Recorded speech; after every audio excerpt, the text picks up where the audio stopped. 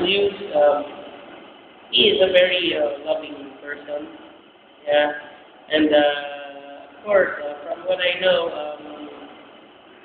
the love of his life is actually abroad, and is coming back very soon, and maybe they will be tying the knot, in the very near future. Julius, ano yan, he is, he is very simple actually, pero marami nakaka-crush dyan kasi mabait, no? Mabait. And he was my student once, and somehow, until today, meron pang nilang mga sasabi sa akin na may gusto sila kay Julius. No?